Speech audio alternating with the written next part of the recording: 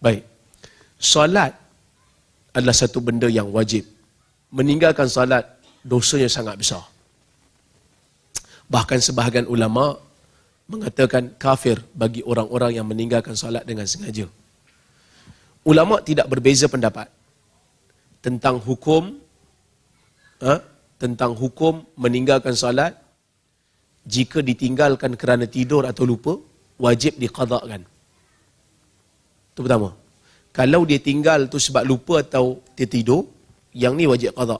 Yang ni tak ada khilaf. Kerana ada hadis, man nama 'anis salah au nasiyaha falyusalliha idza zakaraha.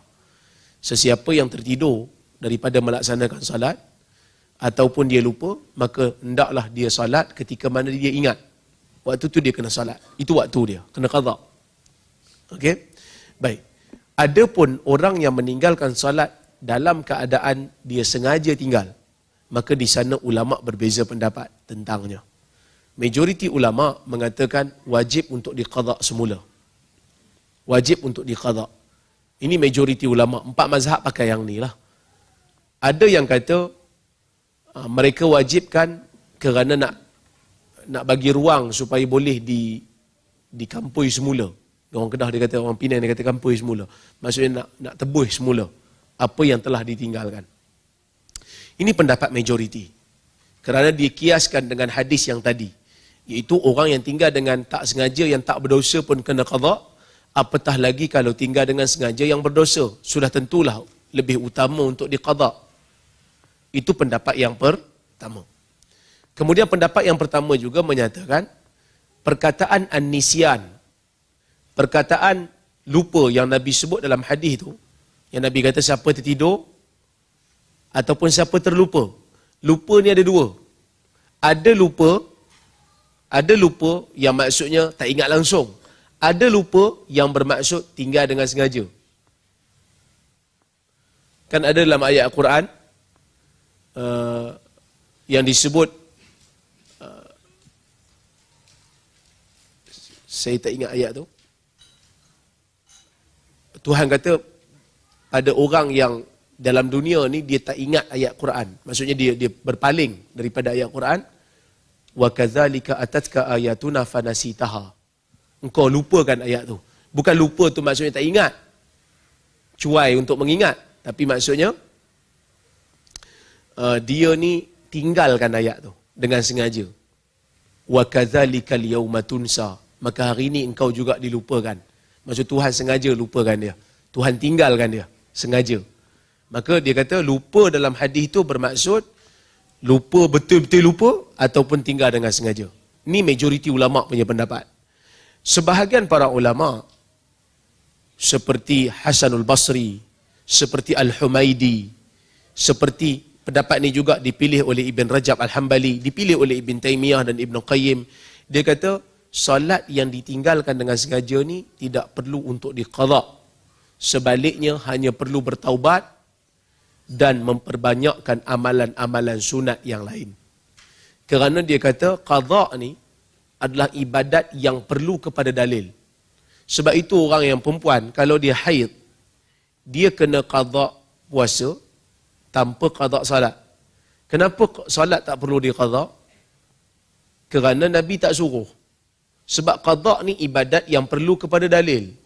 Kalau nak kira antara puasa dengan salat, salat lebih besar. Kalau puasa kena qada, dah tentu salat lebih utama untuk diqada. Betul? Tapi orang perempuan tidak disuruh untuk qada salat, dia disuruh untuk qada puasa.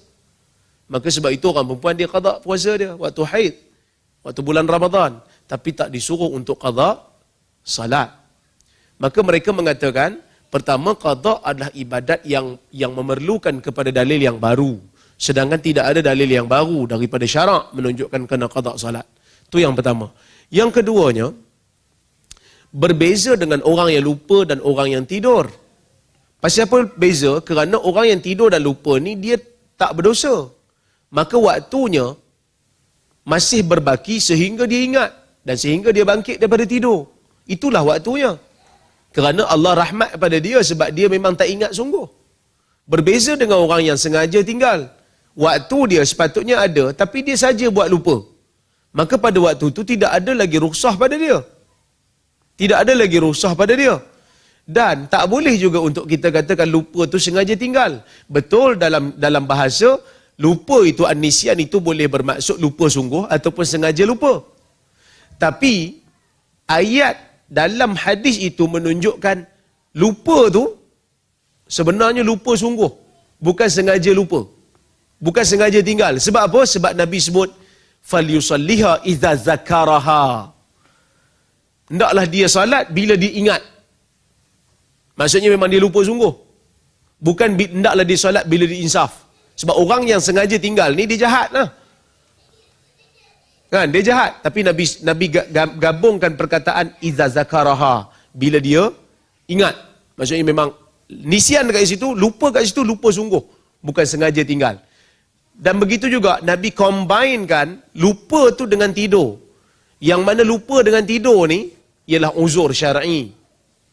Sedangkan lupa sengaja lupa tu bukan uzur syar'i. Maka ini dalil yang kedua yang digunakan oleh ulama yang kata tidak wajib qada. Setelah melihat perbandingan ni, saya mempunyai kecenderungan. Yang pertama saya katakan isu ni memang khilaf muktabar. Khilaf yang betul-betul kuat. Sebab apa? Sebab masing-masing ada dalil. Ada sebahagian, majoriti ulama dia kata ijma' telah berlaku. Ijma' ini saya katakan setelah saya membaca beberapa pandangan fuqaha dalam usul fiqh, sebenarnya ijma' yang berlaku setelah ijma' yang didakwa berlaku setelah berlakunya khilaf di zaman awal, sebenarnya ulama sendiri beza pendapat ijma' tu sah ke tidak. Itu pun beza pendapat. Kerana mana boleh kita nak kata ijma' sedangkan ulama daripada awal telah berkhilaf? Maksudnya ulama telah berijma' dalam masalah tu ada khilaf. Mana boleh kita kata telah ada ijma' pula kemudian? Maka isu ni isu usul fiqh yang sangat mendalam, maka ulama berbeza pendapat dalam isu tu. Yang kedua, saya melihat dalam isu ni saya lebih cenderung kepada pendapat yang kedua, iaitu tidak wajib qada salat bagi orang yang lupa. Ada sebahagian kata tak wajib qada salat ni bagi orang yang anggap tinggal solat tu kafir. Memanglah tak wajib qada, cuma wajib masuk Islam aja. Sebenarnya tak betul. Isu wajib ataupun tidak wajib qada ni dia bukan isu tinggal solat kafir atau tidak. Kerana mazhab Hambali dia kata tinggal solat dengan sengaja kafir. Tapi dalam masa yang sama dia juga mewajibkan untuk qada. Ishaq bin Rahoya dia di antara ulama yang berfatwa tinggal solat dengan sengaja jadi kafir. Tapi dalam masa yang sama dia juga mengatakan kalau tinggal kena qada balik. Maka isu wajib ataupun tidak qada ni dia tak ada kaitan dengan tinggal solat tu kafir atau tidak. Di isu lain, isunya adakah waktu itu boleh di extend, adakah solat itu diterima setelah waktunya berlalu. Sebab solat ni dia ada waktu awal, ada waktu akhir. Dia macam haji. Orang yang terlepas wukuf boleh ke qada? Boleh qada? Tak boleh, kena tunggu haji tahun depan. Kerana waktu dia waktu wukuf. Maka mana boleh kita solat zuhur pada waktu isyak contohnya. Kerana itu bukan waktunya. Maka sebab itu pandangan yang kedua ni bagi saya lebih tepat pada penilaian saya. Tetapi kalau ada orang nak ikut pendapat yang pertama tu lebih selamat. Itu lebih selamat. Wallahu subhanahu wa ta'ala alam.